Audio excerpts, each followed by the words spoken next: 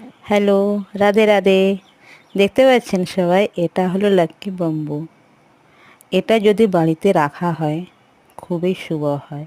মনে রাখবেন, এটা কিন্তু পূর্ব এবং পশ্চিম দিশাতে যদি রাখা হয় তাহলে খুবই শুভ মানা হয়। আপনারা এটা করে দেখতে পারেন, কেন কি এই গাছটি খুবই উপকারী। বাড়িতে রাখলে ধন সম্পত্তি একটু বেশি বেড়ে যায়। এই জন্য সবাই এটা বাড়িতে রাখে এবং এই গাছটি রাখলে নিজের ঘরের বাতাবরণটা একটু খুবই ভালো হয়। এবং সবাই এটা যদি রেখে থাকে তাহলে ঘরে যে দুর্দশা হয়ে